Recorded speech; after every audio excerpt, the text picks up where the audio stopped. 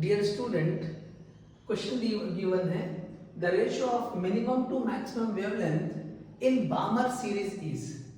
अब देखिए ये जो सीरीज स्पेक्ट्रम है इसके ऊपर जो क्वेश्चन बन सकते हैं सिंपली जैसे यहाँ लिखा है minimum to maximum, same type की सीरीज में समझो यहाँ बामर में, इसको उल्टा भी पूछ सकता है, मैक्सिमम टू मिनिमम भी पूछ सकता है, या कोई दो सीरीज को मिलाकर भी क्वेश्चन पूछ सकता है। तो यहाँ पे फर्स्ट वन सिंपल क्वेश्चन है कि बामर सीरीज में ही मिनिमम और मैक्सिमम वेवलेंथ का रेशियो क्या होगा। अब देखिए जो बामर सीरीज या कोई भी अगर स्पेक्ट्रम की हम बात करें, ओके, अगर मैं यहाँ पे सिंपल समझने के लिए ये इस तरह से बना दूं, ये ऐसे बना दिया हमने, ये n इज इक्वल टू 1 है, ये n इज इक्वल टू 2 है, ये n इज इक्वल टू 3 है, ये n इज इक्वल टू 4 है, ये n इज इक्वल टू 5 है सपोज। तो ये जो बामर सीरीज है वो जब n इज इक्वल टू 2 पे अगर इलेक्ट्रॉन ट्रांजिशन करके आ रहा है हायर लेवल से, किसी भी हायर लेवल से n इज इक्वल टू 2 पे आ रहा है, so this is we are having Balmer series. अगर यहाँ पे आ रहा है तो ठीक है, तो बामर सीरीज में जो डेस्टिनेशन है, फाइनल जो पोजीशन है वो n इज इक्वल टू 2 है। अब इनिशियल पोजीशन कुछ भी हो सकती है, उसके ऊपर वाली n इज इक्वल टू 3 हो सकती है, n इज इक्वल टू 4 हो सकती है, या 5 हो सकती है, या आगे जो भी रहेगी, यहाँ पे आगे और हो सकते हैं। तो अब यहाँ पे मिनिमम और मैक्सिमम की बात करें तो ये सपोज मैंने फाइनल ये इंफिनिटी मान लिया, तो यहाँ से आने वाला ये सबसे पहले वाली और ये सबसे आखिर वाली। अब वेवलेंथ पूछा है, मिनिमम वेवलेंथ कब होगी?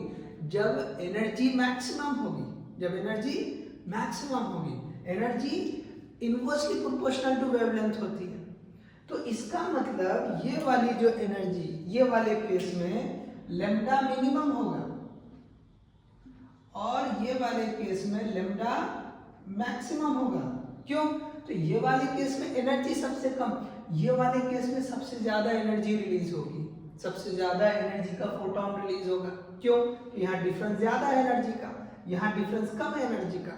ठीक है, तो यहाँ पे अगर हमने ये जो लैम्डा मिनिमम लैम्डा मैक्सिमम इसको फाइंड करके रेशियो ले ले, आंसर आ जाएगा। चलिए कैसे करेंगे? तो देखो रिडबर्ग्स का जो कांस्टेंट है, ओके, रिडबर्ग्स का जो फॉर्मूला है हम वो लिखेंगे। तो क्या होता है रिडबर्ग का formula? 1 by lambda is equal to, ठीक है। अब यहाँ पे जो है ये Z R square, okay, Z R square into 1 by n final square minus 1 by n initial square. तो अब ये z जो है, अगर ये हाइड्रोजन एटम सेम की बात कर रहा है तो z की वैल्यू सेम हो जाएगी, बट एनीवे आप ऐसे रहने दे, रेशियो लेना है तो एनीवे वो कैंसिल हो जाएगा। ठीक है, चलो अब हम यहाँ बात करेंगे पहले वाले लैम्डा मैक्सिमम की, सॉरी मिनिमम की बात करेंगे या मैक्सिमम, जो भी पता करना है। चलो ये पहले लैम्डा मैक्स पता कर लेंगे। तो इक्वेशन इसकी बनेगी 1 by lambda max is equal to ये जेड आर स्क्वायर, इसके बाद 1 बाई, देखो यहाँ पे फाइनल तो ये 2 रहने वाला, 2 स्क्वायर माइनस इनिशियल क्या होगा ये वाले केस में 1 अपॉन ये 3 स्क्वायर हो जाएगा। आप इसको वर्कआउट कर लो, 1 by lambda max is equal to Z R square, ये 1 बाई 4 माइनस 1 बाई 9। अभी कैलकुलेशन रेगुलरली हो जाते हैं, आप इसको वर्कआउट करो, 4 9 जा 36, that will be the LCM, और क्रॉस मल्टीप्लाई करें 9 माइनस 5 हो जाएगा, सॉरी 9 माइनस 4 तो 5 बाई 36, इसकी कैलकुलेशन क्या आएगी? 5 by 36. So I can write 1 by lambda max is equal to ये ZR square into ये 5 by 36, ये आपके पास आ गया। ठीक है, इसको आप इक्वेशन 1 मान लो, इसको आप इक्वेशन 1 मान लो। इसी तरह से लैम्डा मिनिमम के लिए वर्कआउट करें तो 1 by lambda minimum, 1 by lambda minimum. Okay, चलिए ये पूरा कवर हो रहा है क्या देख लेंगे आप? यस हो रहा है आराम से। So 1 by lambda minimum is equal to ये लिख दिया हमने जेड आर स्क्वायर इनटू फिर से 1 by 2 square minus 1 by infinity का स्क्वायर। देखो ये यहाँ से आ रहा है इंफिनिटी से, lambda minimum maximum energy release हो रही है, तो कहाँ से आएगा वो? इंफिनिटी से, इनिशियल स्टेज इंफिनिटी, तो ये सिंपल हो जाएगा, 0 हो जाएगा। चलिए इसी को यहाँ आगे वर्कआउट कर लें, तो जेड आर स्क्वायर इनटू ये क्या हो जाएगा? 1 बाई 4 माइनस 0, तो सिंपली ये 1 बाई 4 हो जाएगा। ओके 1/4 हो जाएगा। अब इसको ये जो है आप इक्वेशन 2 मान लो, इसको आप क्या करें, इक्वेशन 2 मान लो, इसको 1 मान लो, इसको 2 मान लो। अब इक्वेशन 1 डिवाइड बाय 2 कर लो। Okay equation 1 by lambda max, okay whole divide by 1 by lambda minimum. अब इसको आपने वर्कआउट किया तो 1 बाय लैम्डा मैक्स क्या है, तो ये ऊपर आ जा रहा है ZR² इंटू 5 डिवाइड बाय 36, और लैम्डा मिनिमम कितना है, तो ZR² इंटू ये 1/4 हो जा रहा है, तो ये दोनों कैंसिल हो जा रहे हैं। ओके और यहाँ पे ये आ जाएगा 5/36 इंटू ये 4/1, 4 1 जा 4, 4 9 जा, तो ये आ जाएगा 5/9, ये आ जाएगा 5/9। अब देखिए इसको मैं यहाँ थोड़ा सा कैलकुलेट करता हूँ, ठीक है, थोड़ा सा यहाँ आगे बढ़ा रहा हूँ, इसके बाद यहाँ पर अभी ये इसको होल्ड करें, यहाँ पे क्या हो जाएगा, देखो ये रेशो उल्टी हो जाएगी, क्या हो जाएगा, lambda minimum divide by lambda maximum, यही तो हमको चाहिए था, यही वाली तो रेशो चाहिए थी हमको। तो अब ये रेशो क्या हो जाएगी, ओके ये हो जा रही है, ओके 5/9, क्या हो जा रही है 5/9, यही तो आंसर है, यही तो पूछा है। सो चेक कर लीजिए 5/9, so this is the first answer we are having, so option A is the correct one, option A is the correct one.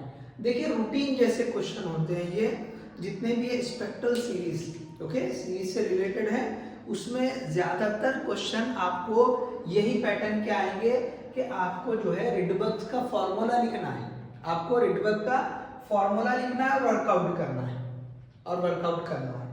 कई बार आपको ये रेशो पूछता है, कई बार आपको ये मिनिमम या मैक्सिमम पूछ लेगा कि भी वेवलेंथ क्या होगी, ठीक है, तो ये आप देख लीजिए, ये प्रोसीजर बार बार रिपीट होने वाला है, इसी तरह का प्रोसीजर, ठीक है।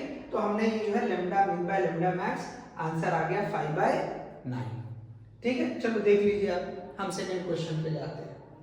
ओके चलो, hope you understood this one.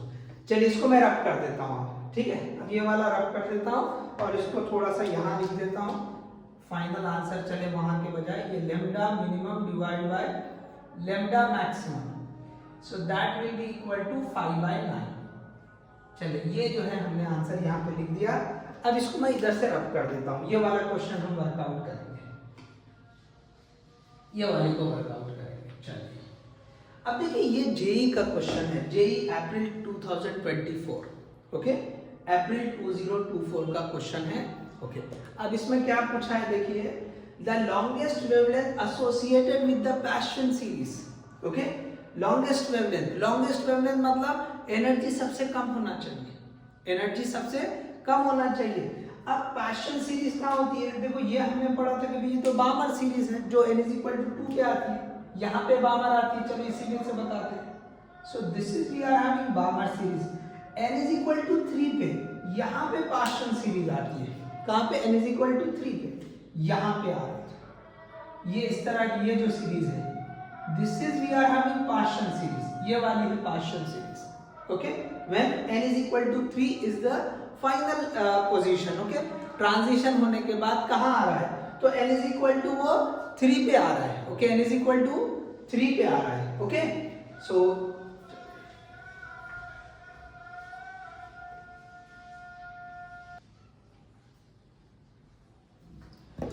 Okay so ये क्वेश्चन हम देख रहे हैं। सो पैशन सीरीज यहां पे आएगी, ये है पैशन सीरीज। ओके तो लॉन्गेस्ट वेवलेंथ मतलब जहां पे एनर्जी सबसे कम हो, तो यहाँ पे एनर्जी सबसे कम हो कहाँ आएगी, सो दिस इज द डिफरेंस। जब ट्रांजिशन n = 4 से n = 3 पे होगा, तो यहाँ पे आप लिख सकते हैं for longest wavelength, okay associated with Paschen series, चलिए मैं लिख देता हूं एसोसिएटेड विद पैशन सीरीज। तो पैशन सीरीज के साथ क्या होगी, तो initial that will be 4 and final will be 3, so NF is equal to 3। अब वापस लिखें कि भाई जो फॉर्मूला बनता है किसका, तो ये रिडबर्ग का फॉर्मूला, तो 1 बाई लेमडा इसको लिख दे आप longest, that is equal to, ये लिख दिया हमने ZR², ओके, इनटू, अब ये जनरली अगर नहीं दिया है तो हम Z की वैल्यू को 1 ले लेंगे, ओके, Z की वैल्यू को हम 1 ले लेंगे। क्वेश्चन में देखो अगर मेंशन नहीं किया, ओके, ये hydrogen, Rydberg constant of hydrogen atom RH, तो इसका मतलब ये Z की वैल्यू जो है हम क्या ले लेंगे, 1 ले लेंगे, तो ये ZR² into 1 by n final square minus n initial square. चलिए फॉर्मूला बन गया, अब वर्कआउट कर लेंगे, तो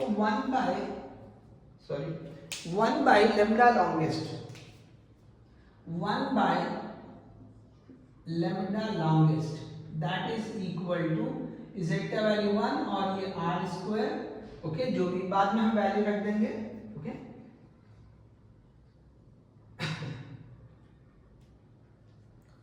okay, ZR² into 1 by, okay, 1 by, okay, we'll write this one, n final square, तो n फाइनल कितना है, ये 3² माइनस n इनिशियल कितना है, ये 4², ओके। अब इसको हमको सिंप्लीफाई करना है, जस्ट चेक करेंगे हम कहां तक आ रहे हैं, okay. So 1 by lambda longest is equal to this R square, sorry यहाँ गलती हो रही है, सर ये R होना चाहिए, Z square R, अच्छा यहाँ पर भी हमने उसी तरह लिख दिया, ये Z square R, ये R ही रहता है, ओके, यहाँ थोड़ा करेक्शन कर लिया आप, ये Z square होगा, ठीक है, तो यहाँ कैंसिल हो रहा था इसलिए हमको ये डिटेक्ट नहीं हुआ, ठीक है ना, तो Z square R होना चाहिए, ठीक है, तो Z का वैल्यू तो 1 है तो हमने वो ले लिया, ठीक है। अब R into 1 by 3² minus 1 by 4², तो 1 by lambda longest that is equal to ये R इंटू 1 बाई 3² मतलब ये 1 बाई 9 और ये 1 बाई 16, तो आप इसको वर्कआउट करेंगे तो this will become, okay, 16 into 9 144, cross multiply कर रहे हैं तो 16 minus 9, so that will give, okay, that will give R into, okay, this will give R into 7 divided by 144, okay, 7 divided by 144, so 7 divided by 144, okay, yeah, it is covered. So ये जो है, अब ये 1 by longest है, okay, 1 by longest है, तो अब देखिए अगर इसको हमने उल्टा कर दिया, ठीक है ना, हमको चाहिए lambda longest, तो रेसिप्रोकल इसका भी हो जाएगा, मतलब 144/7 इंटू ये 1.097, देखिए इसके वैल्यू दे रखा है 1.097 इंटू 10 की पावर, ओके, ये हो जाएगी, ओके, सॉरी इसको पहले हम 1/r लिख दें, इसको 1/r लिख दें, सो ये हो जाएगा 1/r, ये हो जाएगा 1/r। अब इसको थोड़ा वर्कआउट कर लो, इसको थोड़ा आपको वर्कआउट करना पड़ेगा, सो दिस विल बिकम 144/7 इनटू ये 1 डिवाइड बाय, ओके, 1.097, ओके। अब देखिए 1.097 इनटू 10⁻⁷, अब 1/r, ओके, आप चाहे तो इसको ऐसा रख के कैलकुलेट कर सकते हैं, चलो मैं लिख देता हूं फिलहाल 1.097 इनटू ये 10 की पावर जो है नीचे ही लिखे, तो 10 की पावर कितनी हो जाएगी, 10 की पावर हो रही है 7, तो ये मैंने वैल्यू रख दिया जैसे ही, ठीक है। अब देखिए हम इधर का थोड़ा रब कर देंगे, ये हमने वैल्यूज पुट कर दिया, अब सिर्फ सिंप्लीफाई करके आंसर लिखना है आपको, ओके, सिंप्लीफाई करके आंसर लिखना है। चलो मैं इसको रब करता हूँ इधर वाले को, ठीक है, चलिए जो है ये वाला हम रब कर देते हैं, ठीक है, चलो ये इतना हिस्सा हम रब कर देंगे, तो अब क्या हो जाएगा, यहाँ पे आप सिंपली कैलकुलेशंस करने हैं आपको, ओके, कैलकुलेशन जो है करने हैं, तो क्या है ये लेमडा लॉन्गेस्ट, यहाँ पे कर रहे हैं lambda longest is equal to, देखो 144/7 इनटू, ओके, इनटू, अब ये जो वैल्यू है, अब आप 7 से ट्राई कर लें, जो भी इसका वैल्यू आ सकता है, ओके, और उसके बाद ये 1 पॉइंट, ओके, ये नियर अबाउट 1 से थोड़ा बढ़ के, अगर आपने इसको ही वर्कआउट कर लिया ठीक से, ओके, यहाँ पे मैं लिखता हूँ, चलो फिर से, ताकि कैलकुलेट करने में यहाँ थोड़ा सिंपल हो जाए। ये ऊपर जाके 10 की पावर -7 हो जाएगा। 7 से अगर वर्कआउट करें तो 7 2 ज़ा 14। अब यहाँ पे ये जो है 0 लग के फिर हम ये 4 ले लेंगे तो 7 5 ज़ा, तो लगभग जो है ये 7 5 ज़ा 35 इसके अराउंड आ जाएगा। ठीक है, इसके अराउंड आ जाएगा। तो अभी अप्रोक्सीमेटली अगर इसको मैं 20.5 ले लूं और ये डिवाइड बाय 1.097, ओके 097, तो इनटू ये 10 की पावर -7, 10 की पावर -7। तो अब यहाँ पे ऑप्शन में देख लें, ठीक है, ये आंसर कितना आना चाहिए। देखो यहाँ पे जो है ना -6 के फॉर्म में, पहले इसको वर्कआउट कर लो। इसके करीब वाला टर्म कौन सा ना, तो ये वाला हो सकता है 18, ओके। ये अप्रोक्सीमेटली मैं उसके हिसाब से ले लिया 18.76 इंटू 10 की पावर ये -7 है, तो इसको हम क्या लिख सकते हैं, so this will B 1.876 into 10 की पावर -6। देखो एक कम कर दिया हमने। So this is we are having lambda longest, ये metre, so this will be the correct answer. So here we will get this, D option is the correct one, D option is the correct one. तो simply देखिए यहाँ पे आपको ये जो calculation थी, ये रब करता हूं मैं, आपको कंफ्यूजन नहीं होना चाहिए, चलिए रब कर दिया। तो यहाँ पे सिंपली देखो फॉर्मूला फिर से हमने क्या किया, रिडबर्ग का फॉर्मूला यूज किया। रिडबर्ग के फॉर्मूले में हमने ये सारे वैल्यूज जो भी हैं पैशन के हिसाब से, मिनिमम सॉरी लॉन्गेस्ट वेवलेंथ के हिसाब से पुट किया और वर्कआउट कर लिया।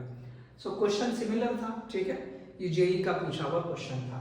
तो final answer is this one. थोड़ा सा यहाँ अप्रोक्सीमेट कर लें, आंसर में से देख के लिखें कि भी क्या आएगा। 20 को डिवाइड कर रहे हैं, ओके, ये जस्ट मोर देन 1 वैल्यू, तो आंसर 20 से थोड़ा कम आएगा, तो 20 से कम।